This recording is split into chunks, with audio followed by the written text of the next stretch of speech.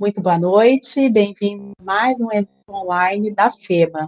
Hoje teremos a palestra Cracolândia, o desafio das drogas na cidade, com o cientista político e deputado estadual Reni Ozzi Cuquier. Na palestra, o deputado vai falar um pouquinho sobre o impacto social, econômico e político na questão do combate às drogas na sociedade brasileira. Antes de colocar aí na nossa conversa, o deputado, eu vou deixar dois recadinhos, tá? Então, vamos deixar as perguntas para o final da apresentação do nosso palestrante. E os alunos da FEMA que estão aqui assistindo a essa apresentação devem assinar a lista de presença. Então, o link vai ficar ali disponível na área dos comentários no final da palestra, tá? Agradeço a presença aqui dos professores que a gente já está vendo nos comentários aí dos professores e alunos da FEMA, demais participantes. E agora eu chamo para a conversa o mediador da palestra, que é o Daniel Rodrigues, aluno do curso de Medicina da FEMA. Boa noite, Daniel. Boa noite, pessoal. E o palestrante, Reni Ozzi Cuquier. Tá? Boa noite, deputado. Seja muito bem-vindo. Olá, Andréia, Daniel. Boa noite a todos. Senhor deputado, antes de passar a palavra para vocês, eu vou apresentar a nossa instituição.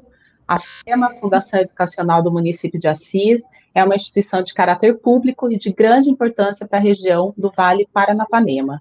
Hoje ela tem 11 cursos nas áreas de humanas, exatas e saúde, são eles: administração, análise de sistemas, ciências da computação, ciências contábeis, direito, enfermagem, fisioterapia, fotografia, medicina, publicidade, propaganda e química industrial. Tem outros cursos de pós-graduação em direito, enfermagem, informática e cursos de extensão, a maioria aí voltados para a comunidade, que é a FEMA Cidadania, a FEMA Robótica, a FEMA Rondon, a Nova FEMA e a Liga do Trauma. A FEMA tem uma ligação direta com a comunidade de Assis e região, tem muito orgulho disso. Agora eu vou passar a palavra para o Daniel Rodrigues, que vai apresentar o nosso palestrante para vocês. Boa noite e obrigada. Boa noite, pessoal. Sou o Daniel, como a Andrea disse, e hoje nós temos o privilégio de ter conosco o cientista político, professor de Relações Internacionais e deputado estadual Reni Ozzi Cuquier. O professor é formado em Filosofia, Ciências Políticas e tem o mestrado dele em Resolução de Conflitos e Paz Internacional pela American University em Washington. O professor é ex-integrante do Conselho de Segurança da ONU, já foi participante da Organização dos Estados Americanos e também foi secretário adjunto da Segurança Urbana de São Paulo, onde aí ele trabalhou bastante com a questão da Cracolândia, que é o nosso tema de hoje. O professor também é autor da política estadual sobre drogas, que é um projeto de caráter de Estado e não de governo. Boa noite, deputado. Boa noite, Daniel. Boa noite a todos. É um prazer estar aqui com vocês, a Faculdade FEMA, pessoal de Assis. Contente em ter bastante gente aqui reunida, mesmo à distância, mas tem um público grande e vamos conversar hoje sobre a Cracolândia, um dos maiores desafios da cidade de São Paulo e do Brasil. Então, agradeço aí o convite e a oportunidade. Muito obrigado, deputado. Vou deixar o senhor à vontade agora. Bom. Fique à vontade para compartilhar a tela e qualquer coisa, dá um toque para a gente, tá bom? Ótimo. Eu vou agora colocar aqui. Vocês estão vendo já a tela compartilhada? Deputado, deu certo. Deputado, eu voltei aqui que a gente não está enxergando sua tela ainda. Não? Tá. Então, espera aí. Isso, agora a gente já vai enxergá-la aqui. Eu já vou sair. Muito bem. Com o senhor, deputado. Bom, pessoal, eu vou...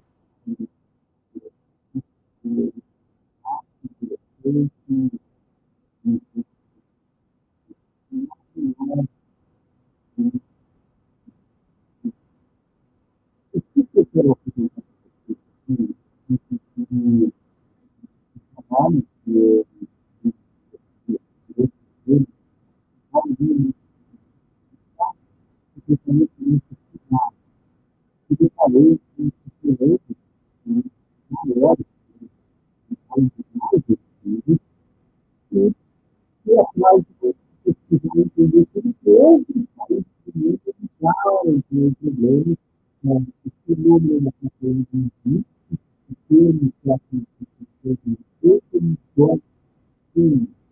os termos abertos de uso de drogas. Nossa pesquisa pretende entender, encontrar soluções e identificar entidades femininas que tiveram o mesmo fenômeno, o mesmo problema, e resolver uma delas resolvidas, especialmente com um problema parecido. A gente tem Zurich, Suíça, Oslo, Noruega, Nova York, nos Estados Unidos, e Vancouver, no Canadá. Todas as cidades tiveram problemas similares, que conseguiram resolver, e tudo ainda ter uma heroína lenta, essa pesquisa, essa busca por uma solução acabou se tornando um documentário que em breve vai ser lançado, ele já está finalizado, nós estamos participando de alguns festivais internacionais, um documentário muito interessante, que conta a história, a minha pesquisa toda, e foi o que me deu a base do conhecimento para escrever o meu primeiro projeto de lei. Eu não era político, me tornei recentemente, faz 1 ano e meio que eu estou no mandato como deputado estadual, e aí eu trouxe essa bagagem, o fruto dessa pesquisa, para conseguir escrever a minha lei, que é a política estadual sobre drogas. Então, eu vou mostrar aqui para vocês um pouco do que eu aprendi, tanto na minha pesquisa, na minha viagem, na minha vivência, lidando com a Cracolândia como secretário, e um pouco do que aconteceu depois com a lei sendo aprovada na Assembleia e sancionada pelo governador de São Paulo. Para isso não ficar um monólogo, né, ou só eu contando e explicando um pouco do que eu aprendi a ouvir, eu também trago algumas reportagens de notícias de veículos. Vocês não vão conseguir ouvir o som, mas as imagens são interessantes. Isso dá um pouco de respaldo para que vocês tenham certeza que essas informações elas já existiam, as pessoas já sabiam disso, então não é novidade, não é algo que eu desencavei ou desenterrei de algum lugar. Não, muito ao contrário, isso era público, talvez nem todo mundo se preocupe ou pare para prestar atenção na Cracolândia, então vocês não tinham ouvido falar ou não ouviram falar dessas histórias. Essa é a ideia, então eu vou começar aqui um pouco da nossa explicação. E eu vou começar com uma linha do tempo, né? Quando que o crack se torna um problema? O crack é uma droga derivada da cocaína, e no início dos anos 80, o crack começa a aparecer nas ruas dos Estados Unidos. A primeira apreensão de crack no Brasil acontece em São Paulo já em 1986. Nos anos 90, o crack já está se espalhando pela região da Luz, que é o centro da cidade onde a Cracolândia está localizada. E aí, em 2002, né, a Cracolândia já começa a existir há todo esse tempo. Em 2002 é inaugurado um centro de referência, né, de tratamento de álcool e tabaco, o Cratod, um dos equipamentos famosos que atua na área de saúde aí para lidar com o problema das drogas. Em 2005, o Kassab, então prefeito da cidade, lança um novo projeto de urbanização com o intuito de extinguir a Cracolândia. Essa operação, isso leva a uma série de operações de segurança, na área de segurança, feitas em 2007. Em 2008, o Kassab, então, decreta o fim da Cracolândia. E isso é importante porque, ao longo dos anos, todos os prefeitos disseram que a Cracolândia tinha acabado, ou que iria acabar, e nenhum deles conseguiu, inclusive o governador. Isso segue em 2009, se fala de um projeto de urbanização do centro. 2012 temos novas operações policiais. 2013 começa o programa Recomeço, que é um programa do governo do estado de São Paulo. 2014 é lançado o programa de Braços Abertos, que é um novo approach ao problema. A administração do prefeito Haddad, na época, tenta abordar o tema de uma forma diferenciada, com foco supostamente em redução de danos, mas eu vou falar mais disso para frente. 2015, a gente continua tendo operação policial, ou seja, mesmo na época que o Haddad era o prefeito, se fez grandes operações policiais na região. 2016, uma famosa operação que são no Cine Marrocos, que estava ocupado, muita droga, tráfico de drogas, tudo acontecia por ali. 2017, essa operação de maio já estava presente. Então, eu participei, estava ali fisicamente presente, acompanhando o que aconteceu, e a segunda operação vem em junho de 2017, na Praça Princesa Isabel, também participei. Em 2017, o Fluxo, que é esse local onde estão reunidos todos os usuários de drogas, ele muda de lugar. Isso é comum, não é algo especial só da Cracolândia, mas todas essas cenas abertas de uso de drogas que eu visitei de outras cidades, de outros lugares do mundo, isso também acontece. A concentração das pessoas, elas migram e elas mudam de lugares.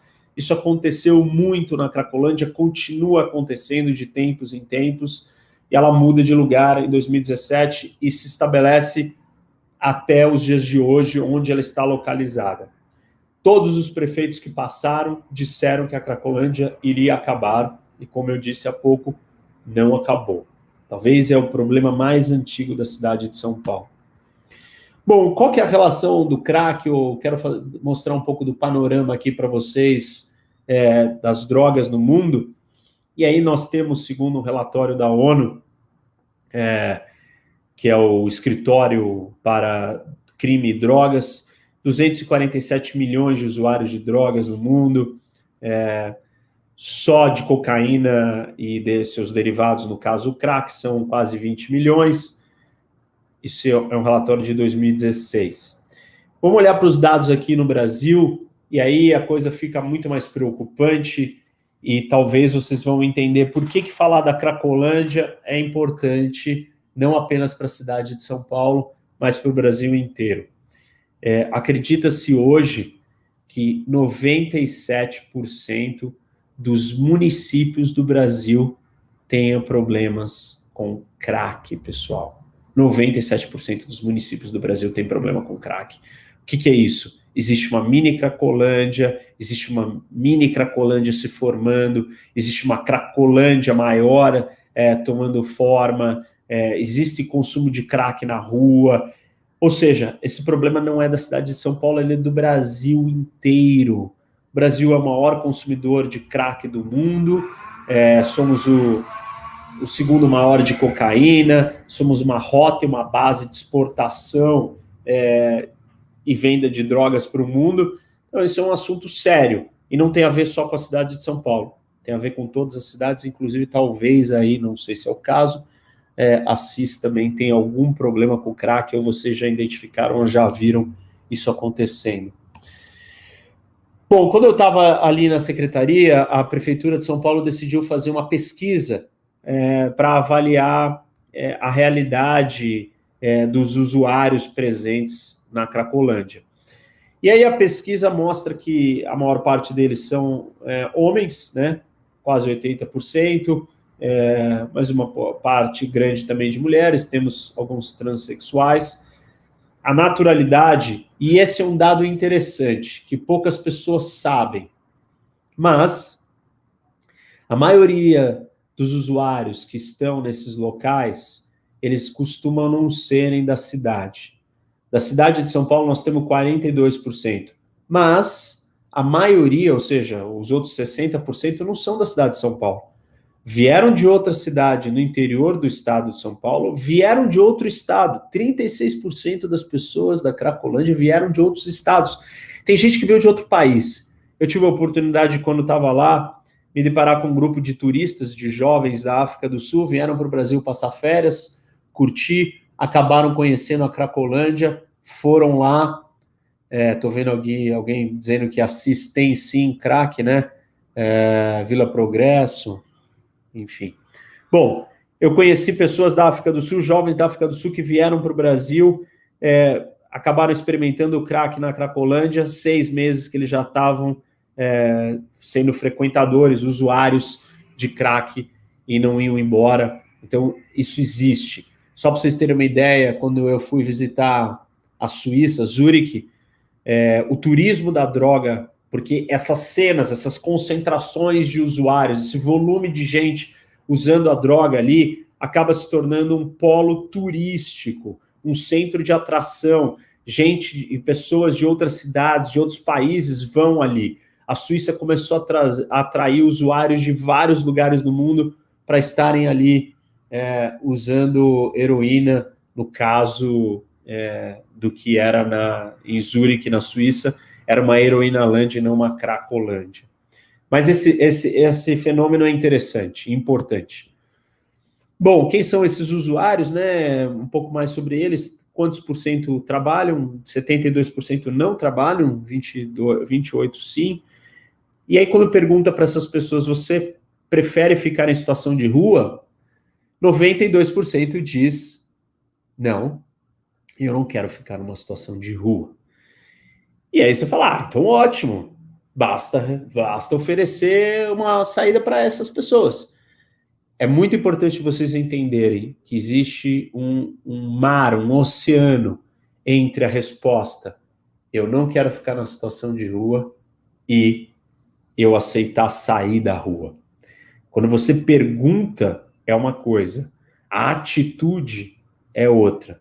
Então, as perguntas ou as pesquisas nessa linha podem enganar. Você está procurando ajuda? Esse é um outro ponto interessante. A maioria das pessoas que estão ali, dos usuários, dizem sim.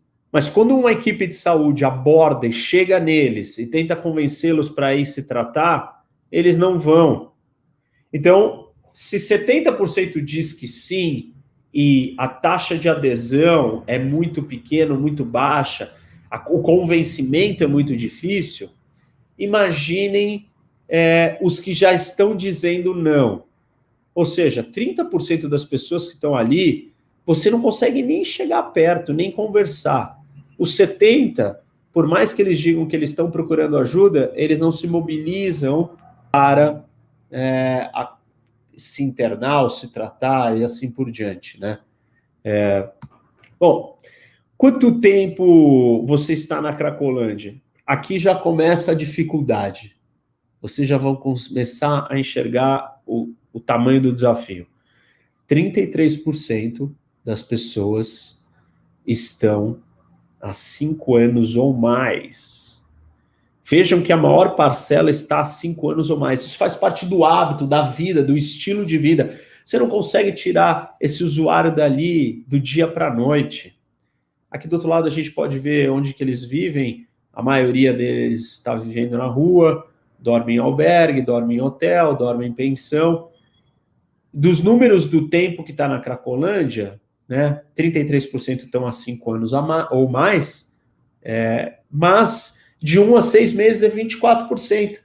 Então tem muita gente nova, ou novos usuários, chegando também.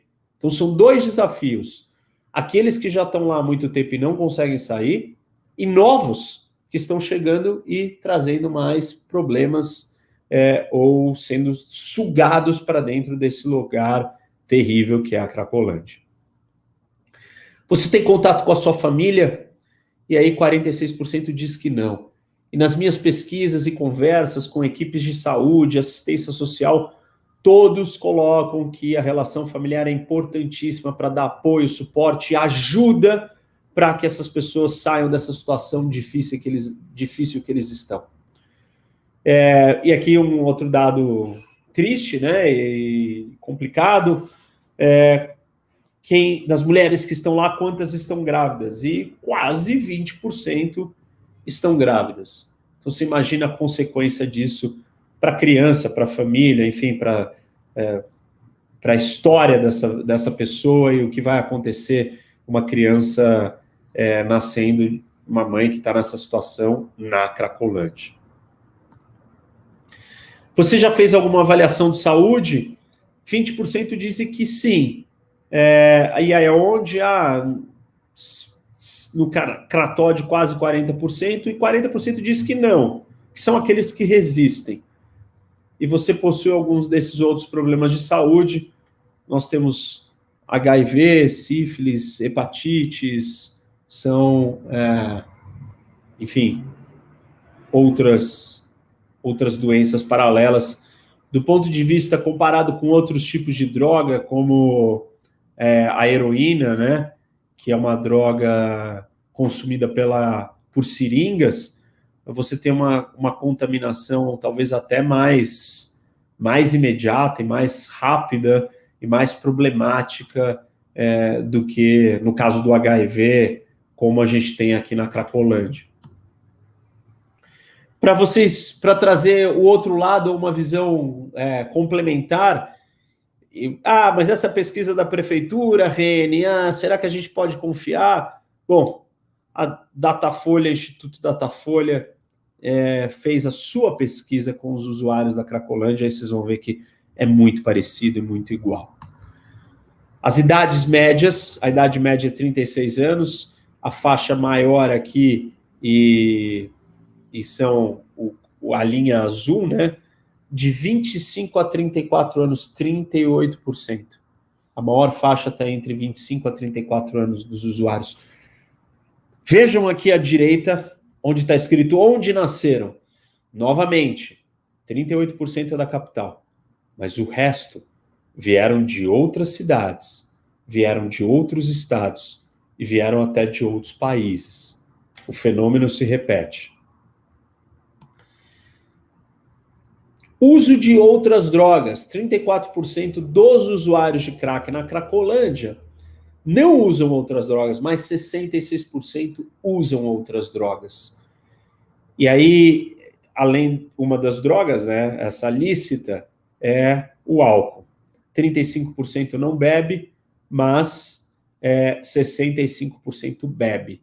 E dos 65% que bebe, 42% bebem diariamente. As pessoas trabalham, a maioria faz bico, uma outra grande parte está desempregado, procurando emprego, outra parte desempregados não procurando emprego. O que eles fazem? São ambulantes, camelôs ou outros tipos de trabalhos de bicos pontuais. Este dado é muito interessante, gente. O que os levou a usar o crack? E aí 30% curiosidade. Amizades ou companhias, 18%. E aí agora nós vamos entrar naqueles que são os fatores psicossociais de risco, né? Conflitos, problemas afetivos, problemas financeiros, que são os desafios da vida, os traumas, os obstáculos, os percalços que a gente encontra e que algumas pessoas são mais frágeis e não conseguem superar e acabam procurando as drogas para encarar esse problema, esse desafio, essa complexidade. Isso mostra que não é tão simples querer tratar essas pessoas, às vezes, se elas não conseguirem vencer essas barreiras, esses traumas, seja familiar, seja afetivo, ou seja financeiro. Veja, 15% das pessoas, dos usuários ali, começaram a usar crack porque tiveram problemas afetivos, terminaram um relacionamento, ou alguma relação afetiva diferente, aconteceu alguma coisa, conflito familiar, 16%, problema financeiro, isso pode acontecer com qualquer pessoa. A forma como esses usuários reagiram levaram eles a se tornarem independentes e estarem ali na Cracolândia há tanto tempo. Vejam aqui do lado esquerdo há quanto tempo usam. E 30% usa de 10 a 20 anos o crack. 30% de todos os usuários da Cracolândia estão de 10 a 20 anos usando. Não será fácil fazê-los parar. 16% está usando há mais de 20 anos. E aí, 15% está usando de 1 a 3 anos. Então, reparem na quantidade aí de tempo de usuário.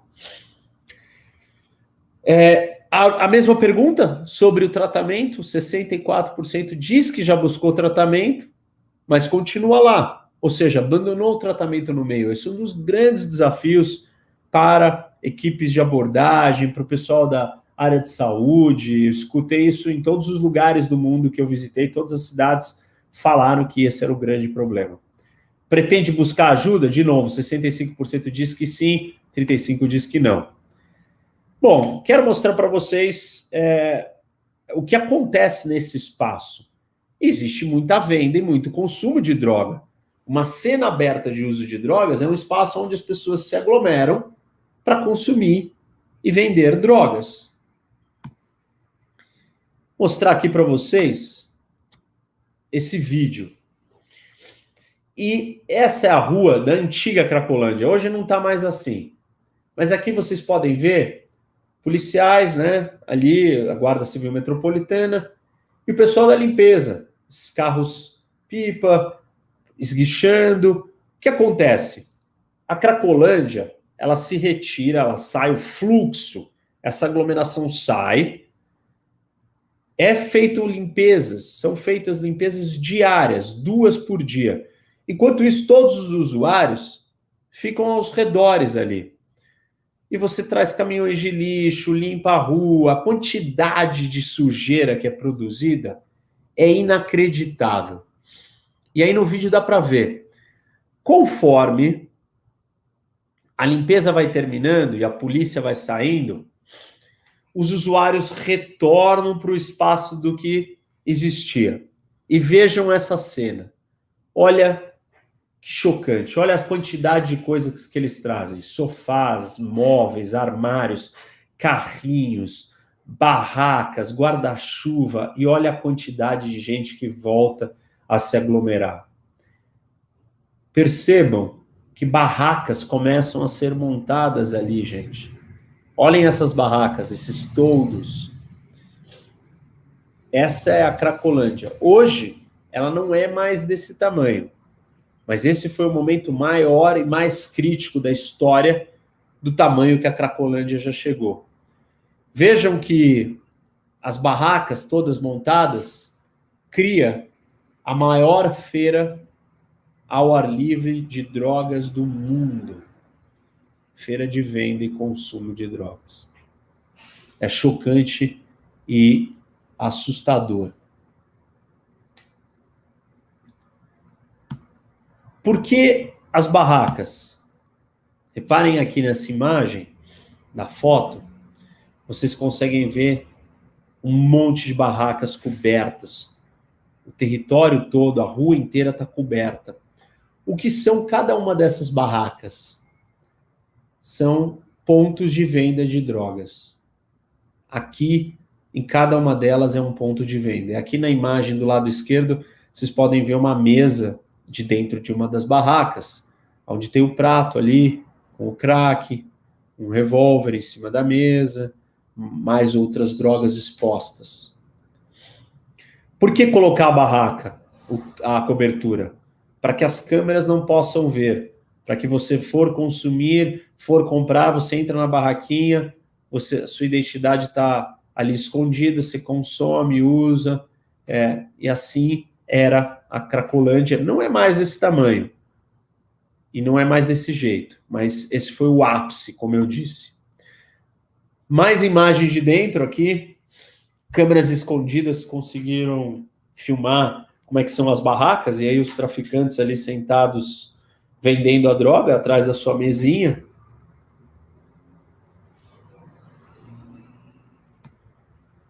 Aqui a gente pode ver droga, dinheiro, ali uma pedra de crack sendo cortada.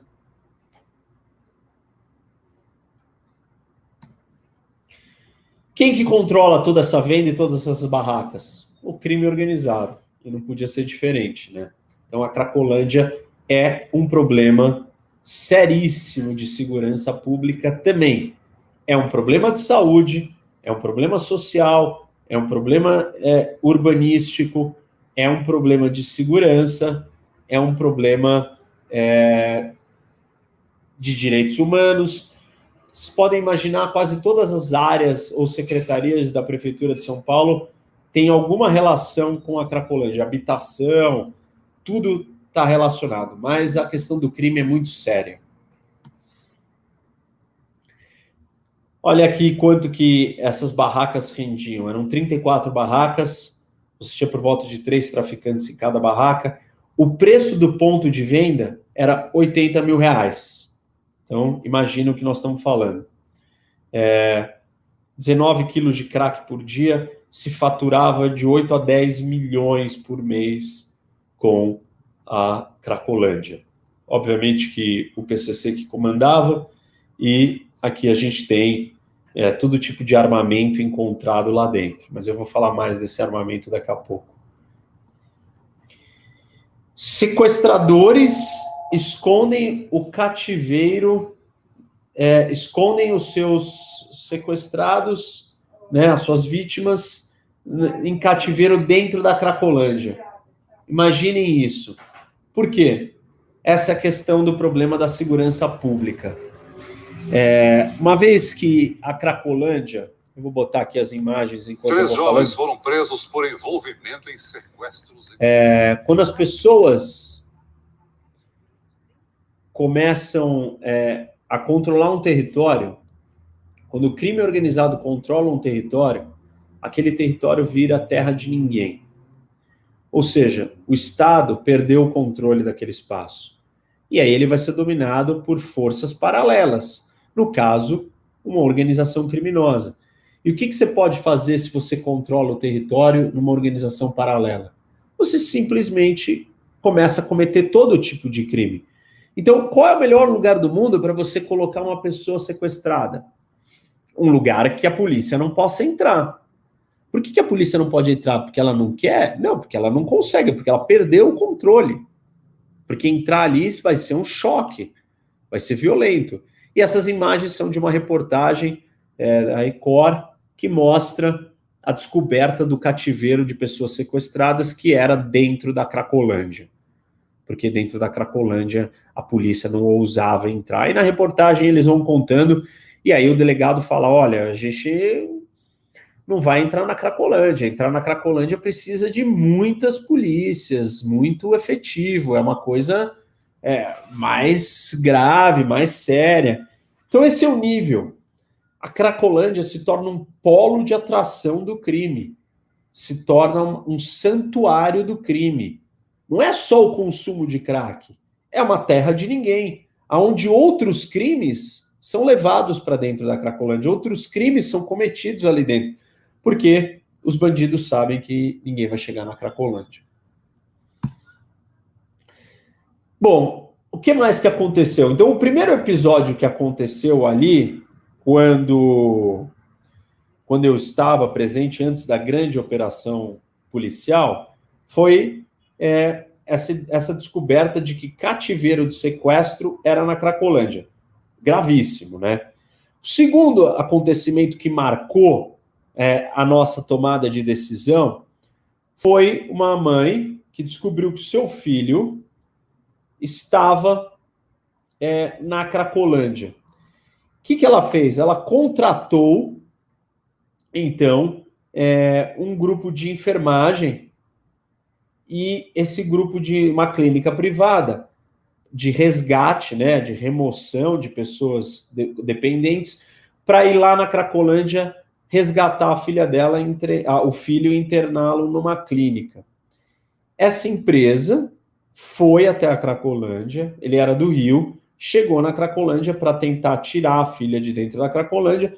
Os traficantes da Cracolândia acharam que ele era um traficante do Rio. Mataram o enfermeiro que trabalhava nessa clínica privada e que foi ali tentar resgatar o filho o usuário ali, filho da mulher que contratou a empresa. Aqui tem uma entrevista, não dá para vocês ouvirem, mas o delegado está contando que eles precisavam saber se o corpo estava dentro da Cracolândia. E a Polícia Civil não ia entrar sem a ajuda da Polícia Federal, da Polícia Militar. E a Polícia Militar falou, nós não vamos entrar, nós precisamos de muitos policiais para entrar lá dentro, e vai ser uma grande operação, isso vai causar muitos problemas. Agora há pouco vocês estão vendo aí algumas das cenas dentro das barracas de venda de drogas, e o governador Alckmin falando que a Cracolândia tem que acabar, porque aquilo ali é um lugar muito perigoso e tal. Essa morte deste enfermeiro marcou muito e causou uma reação, né, da sociedade, da imprensa e do próprio governo de tentar fazer alguma coisa. Além desses 2 episódios, descoberta do cativeiro e a morte desse enfermeiro, tivemos um outro episódio que marcou, e esse foi bem chocante, que houve um roubo de celular e os policiais decidiram ir atrás do assaltante. Quando eles entraram dentro da Cracolândia para tentar resgatar o assaltante, para resgatar o celular, eles se depararam com uma rebelião dos traficantes e foram recebidos a tiros. Pra vocês terem uma ideia do que é aquilo ali. Então, virou uma zona de guerra. Olha as imagens aí. Barricadas de fogo feitas pelos traficantes e usuários, trazendo móveis e coisas para impedir que a polícia pudesse entrar. Aí vocês conseguem ver os policiais, a Guarda Civil Metropolitana, levando tiro e se preparando para tentar entrar. Enfim, uma operação de guerra civil. Essas imagens são de guerra civil. Ó, helicóptero, polícia, barricada de fogo, tiroteio. Isso é um estado paralelo, literalmente. Aí alguns dos moradores próximos ali tentando apagar o fogo. Esse é um pouco das cenas. Isso não é eu contando para vocês. Isso daí tá na televisão, gente. Isso é um vídeo de um jornal da Globo noticiando o que estava acontecendo à tarde. Ó, carro virado ali. Literalmente guerra civil. Nesse dia, o que aconteceu? O nível de violência ficou muito claro. Ficou muito claro que os traficantes estavam armados. E a gente já tinha comprovação disso com as imagens. Essas imagens eram da Secretaria de Segurança. E aqui vocês podem ver esse rapaz aí de moletom vermelho, de capuz, apontando uma arma, segurando a arma para o outro lado. Isso começou a se tornar cena comum. Não era alguém com faca, era muita gente armada lá dentro. Aqui, ele está com um capuz, um outro de capuz preto, na imagem do lado esquerdo, e vocês podem ver que ele efetua um disparo. Do lado direito ele aponta, segurando a arma, está de blusa preta, bermuda vermelha, calça vermelha, né? Bermuda vermelha, e depois do lado esquerdo ele atira, ele dispara contra a polícia. Isso aconteceu no dia dessa revolta aí do roubo do celular, que os policiais foram atrás tentar capturar. Mais imagens de armas, estava claro que todos estavam armados aqui, a gente pode ver mais traficantes com arma na mão, arma pendurada no pescoço. Então, isso se tornou parte da realidade do dia a dia da Cracolândia. A ponto dos médicos, equipes de saúde, assistência social, não se sentirem mais confortáveis para trabalhar lá dentro. Falarem, tem muita gente armada, está muito perigoso, nós não podemos ir mais lá. E não quiseram mais ir, começaram a não ir mais. Foi nesse momento que ficou claro que o Estado tinha perdido total controle sobre esse território e ali estava se criando um mundo paralelo do crime, da desordem e do caos absoluto de drogas, violência, crime e tudo que é errado. Aqui a gente pode ver mais imagens de gente armada, traficante. E aí esse é um dos personagens que a Cracolândia produziu. Esse rapaz aqui, ele era do exército, ele desertou, abandonou o exército, e ele era um sniper, né? Ele era um atirador de elite no exército. E se juntou ao crime organizado e foi para a Cracolândia, e ele era um dos atiradores ali, atacando a polícia, armado o tempo inteiro. Felizmente ele foi capturado, né? Foi preso depois de um tempo, mas aqui eu vou mostrar um dos vídeos que ele está atirando na polícia. Vejam esse vídeo. Ele efetua um disparo, sai correndo, atrás do carro, entra correndo dentro do fluxo da área onde está toda a concentração dos usuários. E os traficantes, eles se aproveitam, realmente, alguém acho que comentou aqui, né? Se aproveitam da vulnerabilidade do usuário, usam os usuários como escudo, manipulam. Olha lá, ele vem, aponta a arma, agora ele vai atirar. Ele vai disparar. Atirou. Aponta de novo. Então, isso é o que estava acontecendo na Cracolândia. Ficou claro, gente, era necessário fazer uma operação policial. Vejam que esse vídeo, ele está corrido, sem nenhuma edição. Então, ele está acontecendo, ele acabou de atirar e entrou para dentro do fluxo, né? Entrou para dentro da multidão ali, esse traficante. E olhem que a câmera, o operador da câmera, ele capta uma imagem ali em cima e ele vai tirar o foco do que está acontecendo embaixo, porque ele percebe alguma coisa nessa janela aí de cima. Isso é o andar de cima. Aquele tiroteio que acabou de acontecer, aquele disparo e essa correria toda, estava acontecendo 30 segundos antes, ali embaixo. No andar de baixo, aquele quarteirão que eu mostrei para vocês na hora da limpeza e tal. E o operador da câmera da polícia, ele percebe que tem alguma coisa na janela. Essa janela dessa varanda. E aí, olha o que está embaixo, a Cracolândia correndo solta e lá em cima a janela. Prestem atenção nessa janela.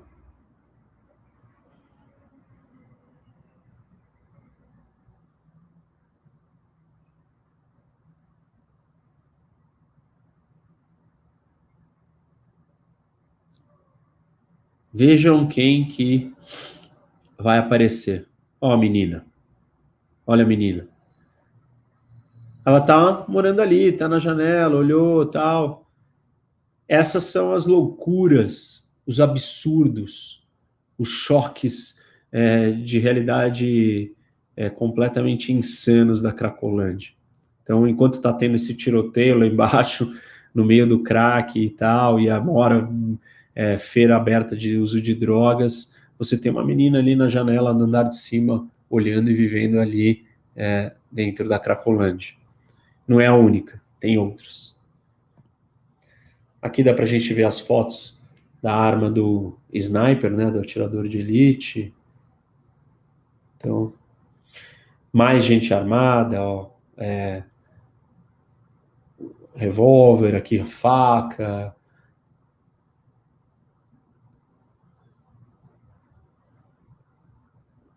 Colete à prova de balas, máscara, coquetel Molotov na mão. Realmente não me parece que eram só usuários, e sim um problema de segurança pública bastante sério. E esse é o tipo de ataque e violência e reação, de confronto direto com a polícia, com a guarda civil, sem nenhum melindre ou receio. Nesse final desse dia, a polícia recua e a Cracolândia expande de tamanho, pessoal. Ela cresce. E aí aqui, esse é um vídeo da câmera que ficava no limite da onde estava a Cracolândia, a câmera da polícia, mas como a Cracolândia, como os traficantes avançam, eles passam a controlar esse território aí da divisa, e esse é o poste onde está a câmera da polícia. E o que acontece? Esse daí é um dos usuários subindo no poste para destruir a câmera depois que o território foi perdido. Vejam, ele está escalando o poste e tem um outro lá embaixo que está tentando jogar para ele um serrote, para que ele corte o fio da eletricidade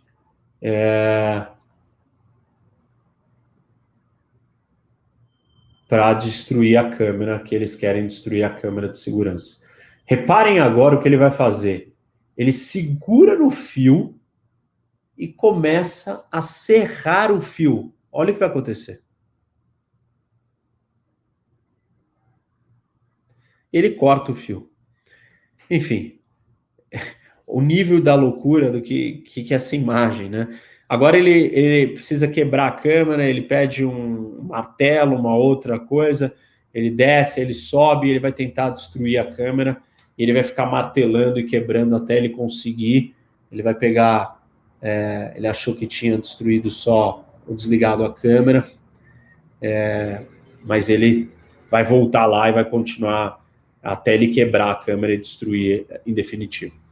Enfim, toda essa combinação de coisas que eu estou falando para vocês é o que levou à decisão do seguinte: precisamos de uma operação policial. Não dá mais só para tratar esse problema com saúde. Precisa ser feita uma grande operação policial e ela precisa ser feita de uma forma contundente. Olha, ele batendo na câmera com um pedaço de madeira. Para que você retire os traficantes dali. Para que você acabe com a feira da droga. Para que você acabe com o Estado paralelo. E aí, então, vem a solução que essa grande operação policial que acontece com quase 1.000 policiais entrando dentro da Cracolândia. Isso daqui são fotos do antes e depois. Olha a diferença da limpeza. A operação é feita. Aqui dá para ver a quantidade de lixo do lado esquerdo, depois o lixo recolhido.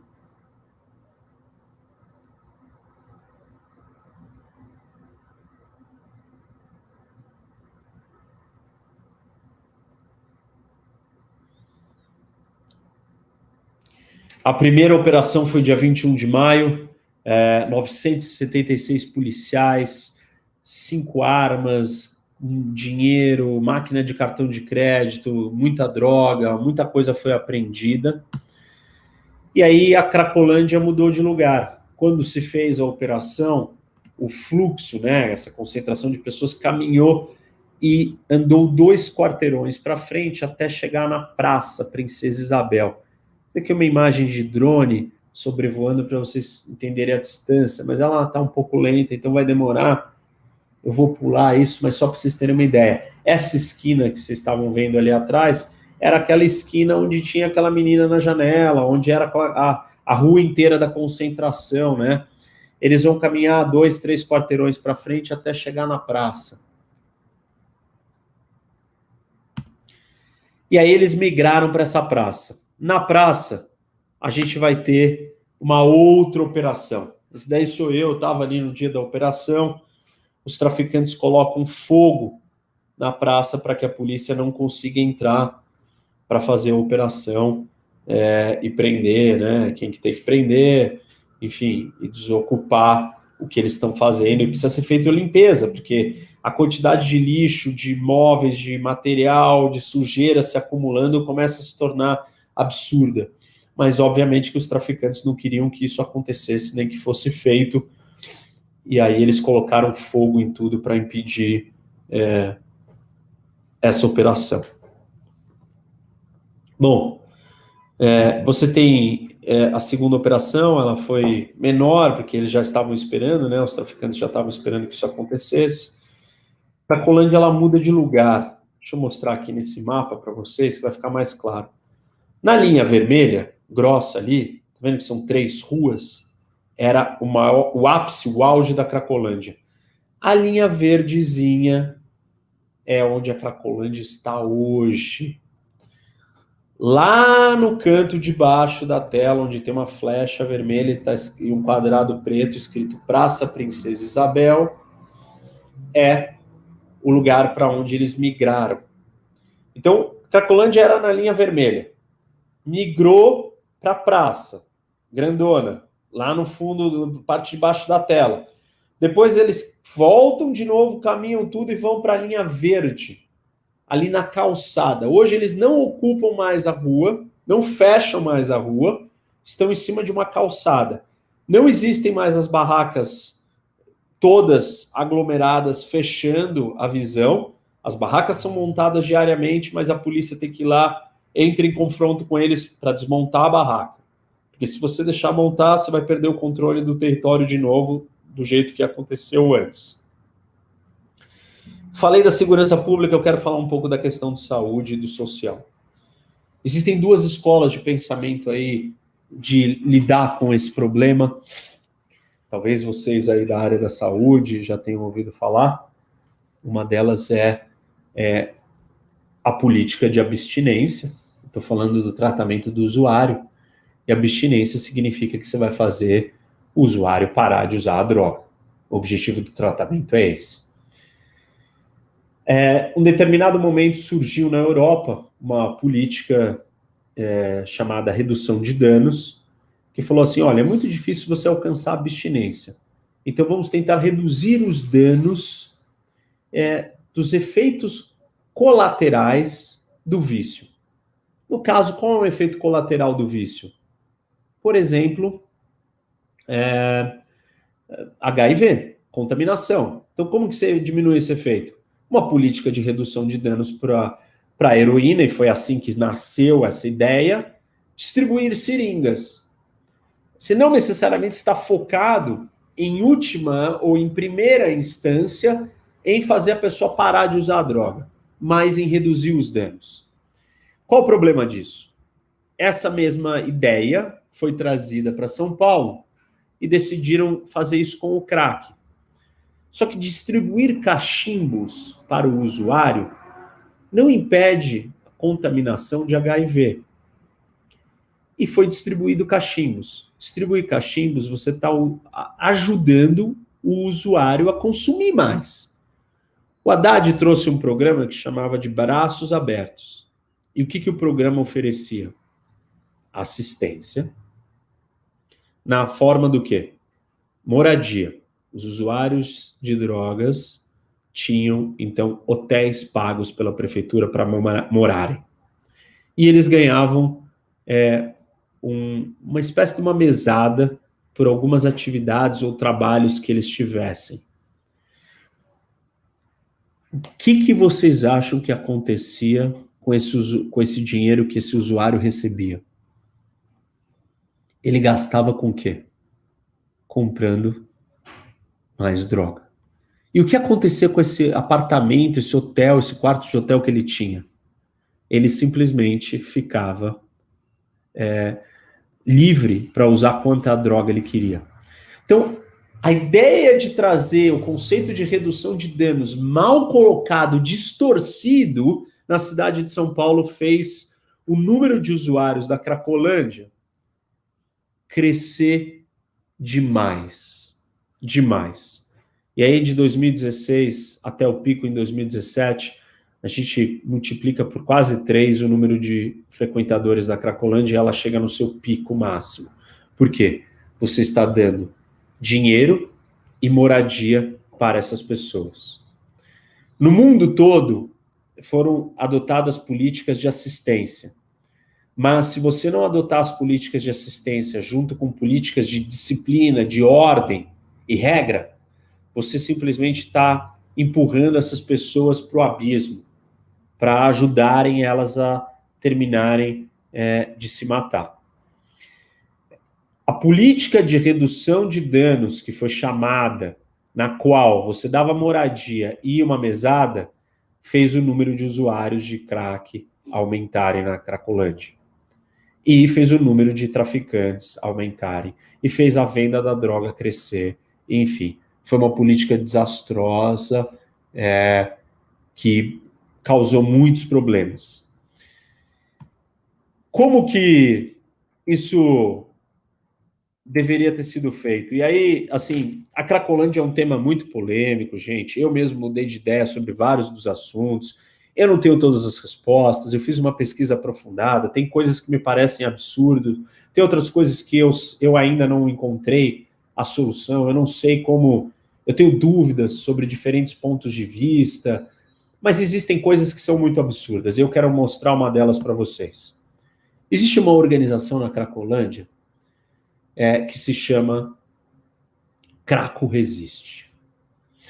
E assim, todos os médicos que eu conversei, é unânime.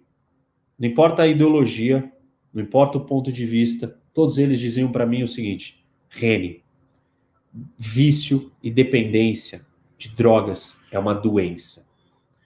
Se imagina uma organização como essa da foto, que eles estão fazendo uma apologia, segurando um cachimbo gigante, achando lindo o grande cachimbo do crack, e que se chama A Craco Resiste, que vira e tem como objetivo manter a Cracolândia. Seria mais ou menos equivalente a você virar e falar assim, o câncer resiste, uhul. Para mim, a gente pode debater vários dos temas e ter opiniões diversas sobre como solucionar a Cracolândia, mas esse tipo de postura, esse tipo de organização, esse tipo de ideologia, desculpa, essas pessoas não estão preocupadas em ajudar as que estão ali, e isso, para mim, é altamente destrutivo e terrível. Então, essa é uma das coisas que me chocou, a existência de uma organização como essa, que defende, protege, e fica dizendo que a Cracolândia tem que continuar existindo, sobre hipótese nenhuma. Tem um vídeo aqui que eu não vou poder passar por causa do som, mas depois eu mando o link para vocês. É uma parte que eu recortei. Esse cara, ele é um humorista, e ele é um ex-usuário de crack. E ele conta o que é a Cracolândia. E ele vira e fala assim, a Craco resiste o seu... E fala um grande palavrão, porque ele fala assim, você não sabe o que é aquilo ali. Aquilo jamais pode resistir. O número de vidas e famílias e histórias que são destruídas por causa da Cracolândia. Quem é a favor da resistência, da continuidade da Cracolândia, não entendeu o que é a Cracolândia. Então, é interessante, ele é um humorista, ex-usuário de drogas, viveu na Cracolândia, e ele relata, do ponto de vista dele, o que ele assistiu. É muito pesado esse vídeo, vale a pena, tem no YouTube, depois eu mando o link para vocês, e enfim, e aí vocês vão entender um pouco da tragédia. Bom, quero contar para vocês, para a gente finalizar, o que eu aprendi nas outras cidades ao redor do mundo, e a gente vai abrir para perguntas depois que eu falar disso. Eu visitei 4 cidades no mundo que tiveram um problema. O que a gente... Deixa eu trazer aqui para a parte final, é mais importante, a pesquisa que foi feita, como que as cidades dos outros países resolveram a Cracolândia. Olha essa tabela aqui, ela compara 5 cidades europeias, Amsterdã, Zurique, Frankfurt, Viena e Lisboa. Todas essas 5 cidades tiveram heroinalândias. E aí, um pesquisador norueguês fez um estudo comparando quais foram as políticas adotadas em todas. E eu coloquei em negrito as que todas as cidades adotaram. Todas as cidades ao redor do mundo só resolveram a Cracolândia quando elas entenderam que uma cena aberta de uso de drogas não é um problema, não pode ser tratada com ideologia. Não é um problema só de assistência. E não é um problema só de ordem ou desordem. Você só consegue acabar com esses lugares quando você combina assistência com ordem. Vejam aqui. Táticas policiais está em azul. De dispersão de usuários. Amsterdã, Zurique, Frankfurt, Viena e Lisboa adotaram isso, gente. Por que dispersar? Porque enquanto houver a concentração, eles estão fortes, eles estão poderosos. Do ponto de vista de saúde, é mais difícil se abordar uma turma. Abordar um sozinho é mais fácil. Quando eles estão em grupos, eles são mais fortes. O tráfico toma conta, o Estado paralelo toma conta. Você tem que dispersar. Não pode haver aglomeração. Só é Cracolândia, só é Heroinalândia porque tem aglomeração.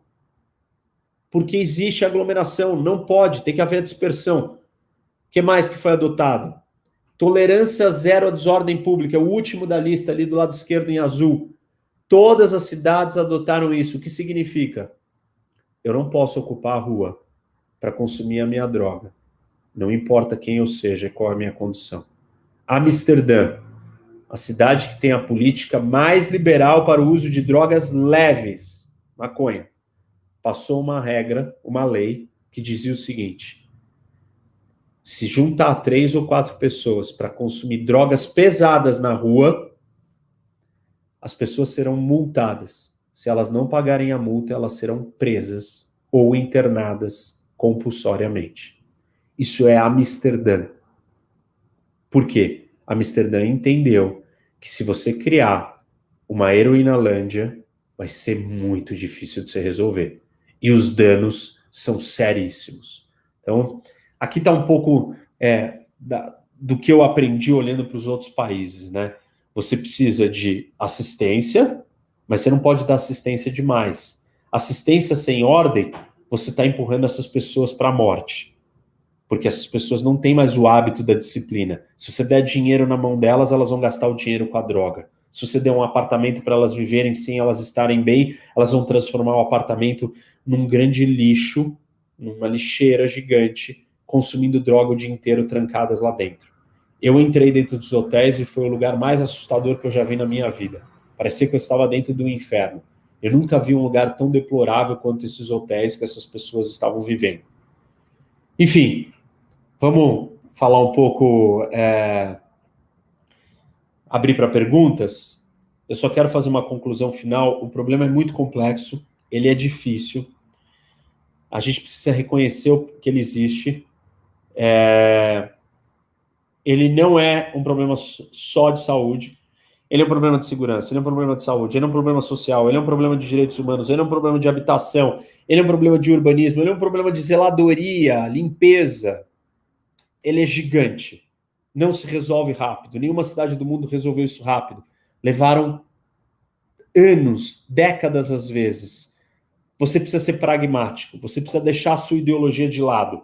Se alguma das coisas que eu te falei te incomodou profundamente, você está olhando para um viés ideológico. Você tem que ficar desapaixonado e a gente tem que entender que a solução engloba aspectos de cuidados, mas aspectos de ordem também. Se você só consegue ver o aspecto da ordem, você não entendeu a gravidade do problema. Se você só consegue enxergar o aspecto da assistência, do cuidado, você também não entendeu o problema que nós estamos lidando aqui. A gente precisa colocar a ideologia de lado e precisa ser bem racional e olhar para o que foi feito ao redor do mundo. E precisa de muita coragem para lidar com esse problema, porque ele é muito controverso, ele é muito polêmico, e ele toca em paixões e coisas que as pessoas acham que tem uma fórmula. E não é bem assim, por isso que a Cracolândia existe há talvez 30 anos ou mais na cidade de São Paulo, e o crack não para de crescer pelo Brasil afora. Vamos abrir para perguntas, pessoal. Eu vou colocar o tempo inteiro aqui meu número de contato, aqui tem as minhas mídias, quem quiser seguir. Depois eu sugiro que todos vocês mandem mensagem no WhatsApp, porque eu vou lançar o filme, e quem já assistiu a palestra, a gente gostaria de avisar quando o filme for lançado. De repente, quando a pandemia tiver passado, eu vou até Assis, a gente faz uma exibição e depois um debate. É isso. Vamos abrir para perguntas, então. Daniel, Andréia, quem mais que vai? Pedro? Então, primeiramente, muito obrigado, deputado. A gente vai já abrir para as perguntas. Só queria fazer um comentário do meu ponto de vista. Eu gostei muito do que o senhor falou do ponto de... Quando a gente fala sobre realidade, ideologias, né? Nós temos problemas sérios que envolvem soluções sérias e complexas. Aí, pessoal? Sim. Agora eu estou ouvindo, desculpa. Vamos. Não, tranquilo. Só um pequeno comentário. No começo, quando o senhor compartilhou a tela, o seu áudio ficou fora por uns 30 segundos, 40 segundos.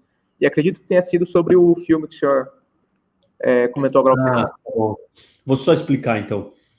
Claro. Gente, isso é um projeto de pesquisa que eu fiz para tentar resolver a Cracolândia em São Paulo. Eu visitei outras cidades no mundo. Isso acabou virando um filme, um documentário. O filme ainda não foi lançado.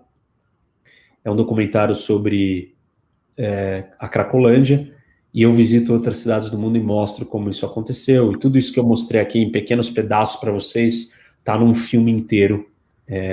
Em breve o filme vai ser lançado, e aí por isso que eu falei agora no final, quem puder e quiser mandar os contatos, a gente vai colocar aí no chat, me seguir também nos meus canais. A gente vai convidar depois para o lançamento, vão ter várias exibições, de repente a gente faz uma exibição aí em Assis, em um debate posterior. Mas é isso. Então vamos lá. Antes de começar, então, as perguntas do público, fazer um comentário, então, agradecer ao senhor pela palestra.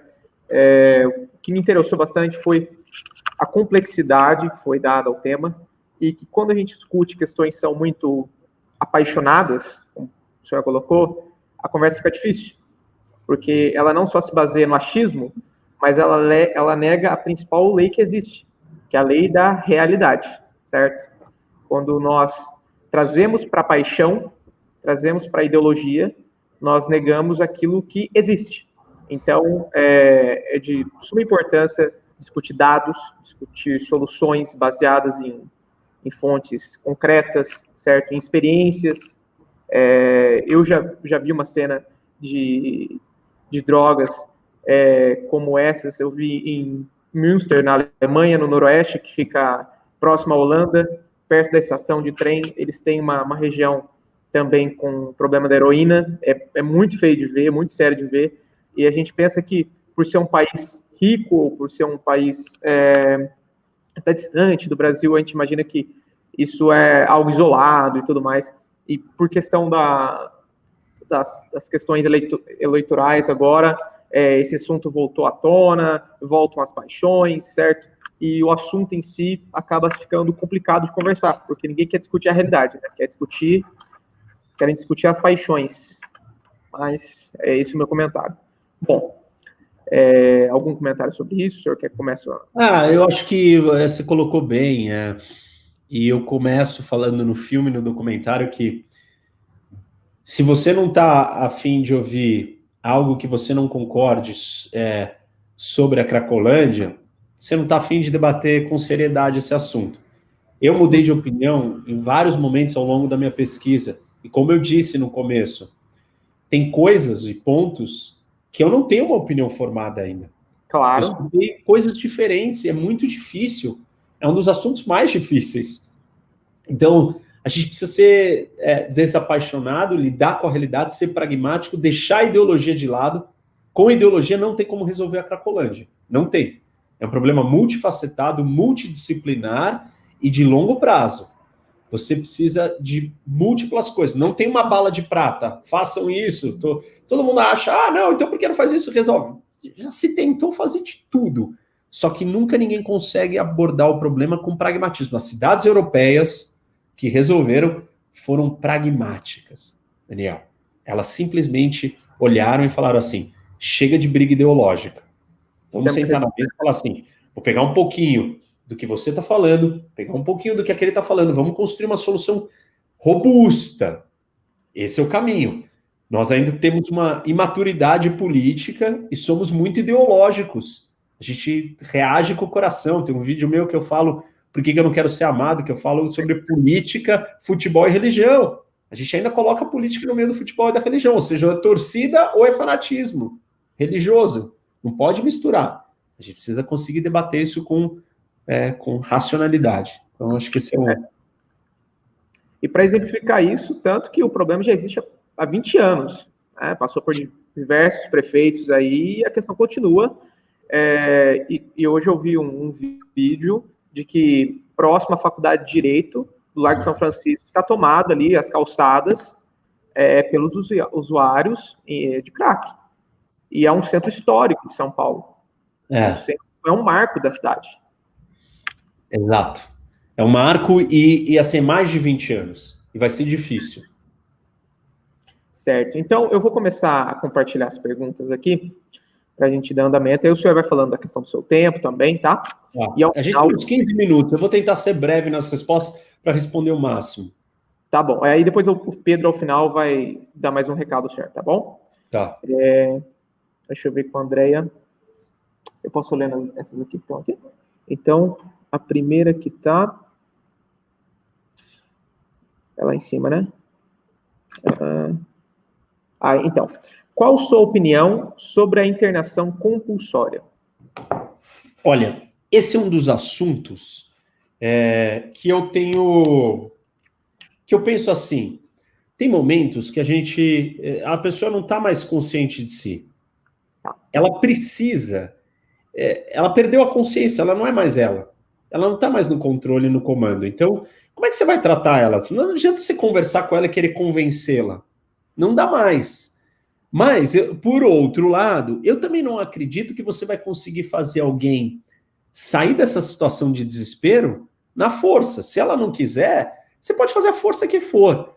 Eu diria, esse é o meu entendimento, que talvez você precise de uma internação compulsória num primeiro momento. Mas depois, o tratamento tem que ser voluntário. A pessoa tem que querer sair daquela situação. Eu acho que tem horas que a pessoa já não consegue pensar por si mesma. E aí você precisa fazer aquilo de forma compulsória. Mas você não vai conseguir manter ela lá no tratamento compulsoriamente. Você vai ter que falar, ó, agora você está melhor, você está um pouco mais limpo, mais são, mais consciente, dormiu, comeu, tomou banho, os efeitos da droga baixou. Vamos se tratar, vai. Aí vai ter que convencer.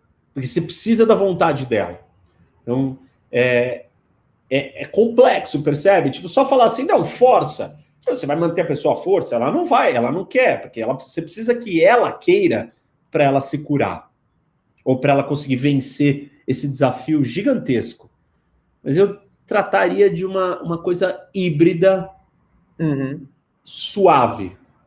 Várias das cidades que eu citei para vocês, 3 delas, das 5, usaram internação compulsória.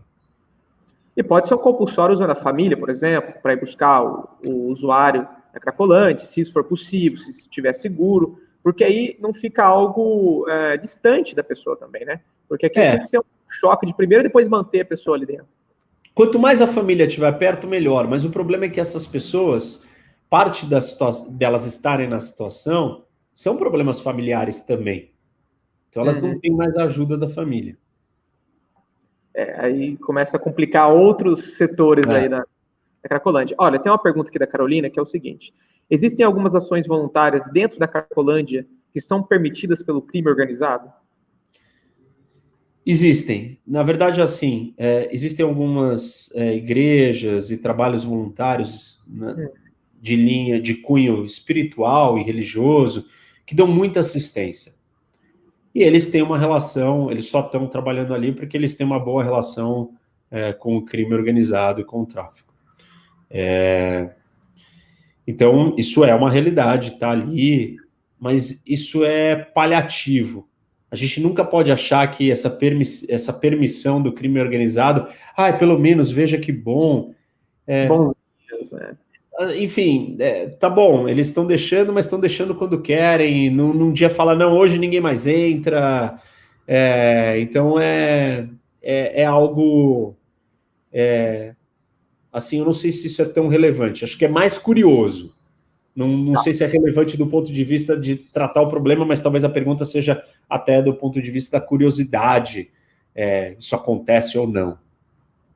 Talvez não tenha eficácia, né? Pode ser algo para gringo ver. Isso. E tem uma outra pergunta aqui. Reni, das experiências que você teve, tanto no Brasil quanto em outros países, quais as semelhanças em erros dos governantes no combate ao uso das drogas? O primeiro é a questão ideológica, né? Na Cracolândia especificamente. Então, muita gente fala assim, não, é um problema de policial, põe a polícia ali, bate em todo mundo e acabou. Não. Por quê? Você tem pessoas que são dependentes, elas são viciadas. Não adianta se bater nelas. Não é isso que vai resolver. Você está jogando a sujeira para baixo do tapete. Você precisa cuidar delas e dar assistência? Óbvio. Mas se você só der assistência, que nem eu comentei como o programa do Haddad, o que você vai causar? Você vai causar uma destruição dessas pessoas. Você vai acelerar o processo destrutivo dela, porque ela precisa de algum limite. Ela não tem mais limites. Então, é assistência com limite. Esse equilíbrio não se encontrou no Brasil. Porque ou se faz assistência demais, ou se tenta fazer ordem demais. Óbvio que você não tem nem assistência necessária total e nem a ordem total, senão não estava daquele jeito. Tem alguns mitos que precisam ser quebrados. Por exemplo, o espaço público, ele é público. não pode haver aglomeração para o consumo de uso de drogas. É que o brasileiro tem uma noção do público diferente dos países desenvolvidos. O público no Brasil é de todo mundo, e se é de todo mundo, não é de ninguém. Então, você permite que a praça seja ocupada. Você, Daniel, resolveu fazer um churrasco na praça. Aí, o que o Ministério Público, o que uma série de órgãos falam? Não, mas a praça é de todo mundo. O Daniel pode fazer o churrasco dele na praça. Não, não pode. Exatamente porque é de todo mundo, o Daniel não pode se apropriar da praça. Não importa que essa apropriação seja por uma doença. Porque a aglomeração de muitas pessoas doentes naquela praça transforma aquilo num universo paralelo, num estado paralelo, onde os problemas serão maiores ainda. Então, a gente não entendeu o que é o uso do espaço público. A Cracolândia só existe porque tem concentração de pessoas num lugar público. Teríamos usuários de crack espalhados, vagando solitariamente? Teríamos. Mas isso é menos pior do que uma Cracolândia. Então, esses são os erros comuns aqui que o brasileiro, os líderes brasileiros, e não é a culpa só dos líderes, mas é culpa da sociedade, da mídia, da imprensa, das outras instituições, não permitem que seja solucionado. Ótimo. A gente tem a pergunta aqui da Vanessa Moura. Como o senhor encara o abrandamento do porte de drogas e o recrudescimento do tráfico? O maior financiador do tráfico não é o usuário? Como ter uma política de guerra às drogas eficaz, abrandando o uso? Aí, se o senhor quiser também comentar sobre política estadual. A minha política não é sobre proibição, legalização, descriminalização. Isso é uma discussão federal. A minha política é sobre... está baseada em 5 eixos. O primeiro, prevenção. A gente precisa prevenir, ensinar os perigos da droga. Não se faz prevenção no Brasil direito. Depois, a gente precisa recuperar essas pessoas e dar autonomia, dar um emprego, um trabalho, treinar ela, qualificar, colocá-la de volta na vida. Depois você precisa medir os resultados de todas essas políticas. Então, você precisa saber. A outro eixo que eu trato é unificar os protocolos de saúde. A gente tem programa municipal, programa estadual, o cara entra num programa municipal, aí você não sabe que nível que ele estaria. Eu tento dar uma coordenada geral de como tem que ser os centros e equipamentos de tratamento. Eu tento dar uma organizada na minha lei com isso. E, por fim, a gente não pode deixar que o espaço público seja ocupado para o consumo de drogas ao ar livre. Porque isso é a criação dessa aglomeração. Eu não sou a favor de legalizar as drogas, porque isso traz um problema gigantesco.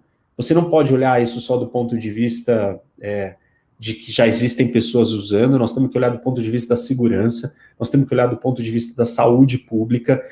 O Brasil não consegue impedir que menores de 18 anos bebam em bares. Se a gente legalizar as drogas, as pessoas vão consumir muito mais droga, porque a gente nunca vai conseguir fiscalizar essa droga.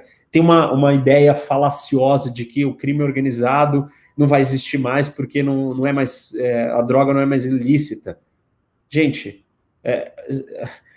mais de 50% de todo cigarro do Brasil é contrabandeado ilegal. E quem é que faz isso? O PCC. Não precisa ser legal para o crime organizado não estar envolvido naquela atividade. O crime organizado vai continuar vendendo a droga clandestina sem pagar imposto. Crime organizado não vai abrir CNPJ e começar a pagar imposto com máquina de cartão. Não vai mudar a receita do crime. Legalizar as drogas não vai mudar o crime. O crime continuará ganhando em cima da ilegalidade. Por isso que ele é o crime. Então, assim, eu não sou a favor, essa é uma discussão muito ampla, existem argumentos até razoáveis para algum dos lados, para alguns tipos de droga, by the way, né? É importante ressaltar isso, porque nós estamos falando de crack, uma droga super pesada. E essa discussão não existe, vamos legalizar o crack, mas não tem em lugar nenhum do mundo. Então, não dá para a gente falar disso. Mas, enfim, é um tema muito maior, muito mais amplo. Joguei aqui algumas ideias.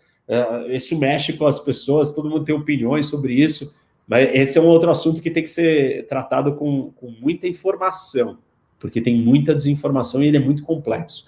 Eu não vou me aprofundar, porque nem tenho espaço aqui para a gente fazer isso, mas a minha opinião, assim, de bate-pronto é essa. Então, bacana, já deu para tirar aí a ideia da política estadual sobre drogas, que não tem relação com a legalização, e deu também para falar sobre o crime organizado, a legalização. Deixa eu passar, então, para a próxima pergunta.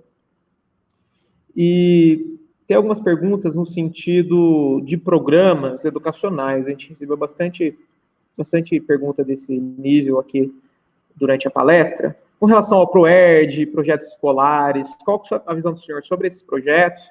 Eles possuem eficácia? Eles devem ser melhorados? O que pode mudar? Olha, eu acho que a questão da prevenção pode ser melhorada no Brasil como um todo, como uma política de Estado. Por isso que a minha política é uma política de Estado. O que é de Estado? É que não é o governo. Entre um governo gosta do assunto, faz. Entre o outro, não gosta. Uma vez que é lei, todo mundo tem que fazer. Então, essa é uma diferença da questão de ter uma política de Estado. Eu acho que prevenção é muito necessário, custa muito mais barato para o Estado do que tratamento. Tem melhorias para serem feitas no tratamento e tem que ter combate também. Porque se a droga está em todo lugar e nada está acontecendo, começa a ficar difícil, né? As pessoas podem ter consciência, mas uma hora elas estão vulneráveis a esse acesso tão fácil. E se isso é ilícito no território nacional, não porque eu quero, porque essa é a lei, e quem não gosta disso é primeiro a lei. A gente precisa combater. O combate às drogas precisa acontecer de alguma maneira. Não dá para simplesmente lavar as mãos, do mesmo jeito que existe combate à bebida que ela é contrabandeada, ou a bebida falsa, ou remédios da Anvisa. Coisas precisam ser controladas, porque senão a gente vive num total estado de loucura e anarquia, cada um faz o que quer. Mas eu acho que a gente precisa avançar em algumas áreas que são esquecidas, a prevenção é uma delas. Correto. E nós temos uma questão agora, né, que talvez por uma coincidência, logo nessas últimas 2 semanas, a Cracolândia é tema nacional.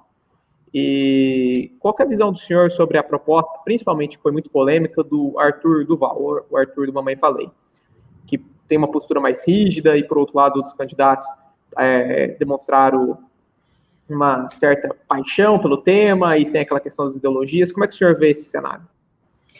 Olha, eu conheço o Arthur, ele é deputado estadual comigo, já fui protegê-lo de uma briga, acabei sendo mordido por outro deputado. Eu fui apartar a briga, impedir que os deputados do PT batessem nele, e acabei sendo mordido por um deputado do PT. Eu discordo dele, ele sabe aonde a gente discorda, no método de fazer política, ele tem um estilo diferente. Eu acredito na democracia, ela é feita com diálogo, com pontos mais sólidos. O Arthur, ele apela para coisas mais impactantes, ele quer mexer com a emoção das pessoas. Eu fiz uma live com ele, tem até no meu YouTube aí, a gente debate isso, ele argumenta, e eu falo, olha, eu não concordo, enfim, mas a gente discorda, ele sabe que eu discordo, a gente tem posturas diferentes.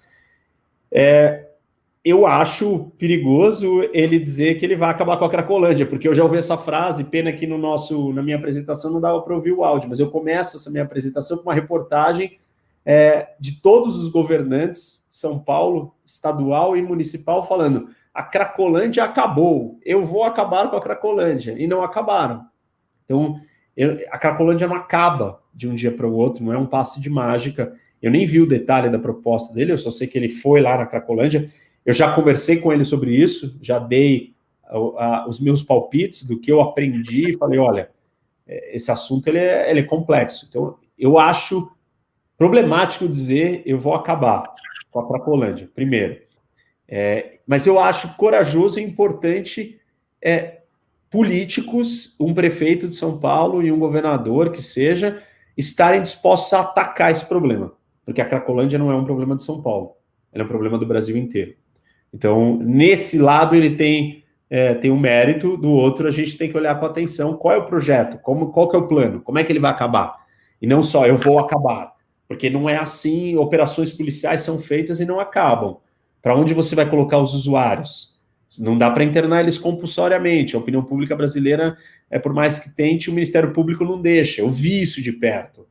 A Polícia Militar não consegue entrar dentro da Cracolândia porque tem uma ação do Ministério Público que impede isso de acontecer. A coisa não é tão simples. Tem outras forças dentro da democracia que não querem e que entendem que o assunto tem que ser tratado de outra maneira. Não vejo isso acontecendo. Eu não sei qual é o plano. Ele tem que me destrinchar o detalhe do plano. E eu recomendaria a todos a perguntar esse detalhe. Não porque eu não acho valoroso ele ir em busca dessa solução, mas porque eu acho que aí nós vamos começar a debater de verdade como resolver a Cracolândia. Nós vamos entrar no detalhe, o que funciona e o que não funciona. Política pública, e não narrativas, estridências lacradas, imitadas, mas vamos falar de política pública, porque não é passe de mágica. Eu falo mais alto e falo bonito. Eu poderia gritar aqui o quanto fosse, falar um monte de coisa bonita, mas não é assim. Entre lacradas e imitadas. É por aí. É por aí. Ó, e isso vai puxar até uma pergunta aqui, que na verdade eu ia fazer, mas uma pessoa que está acompanhando a gente colocou. Existe co-culpabilidade por parte do Estado nesses casos, por exemplo, a Cracolândia, se sim, como solucionar? E aí eu puxo aquela questão que o senhor até acabou comentando, mas aí pode comentar com mais detalhes, a questão das barracas em calçadas, que elas são consideradas residências, vamos colocar assim. Então o Ministério Público não pode agir, a polícia não pode agir, porque a pessoa então está morando naquele lugar. E tem lugares, por exemplo, lá perto do Largo São Francisco, que é a primeira faculdade de direito do país, certo?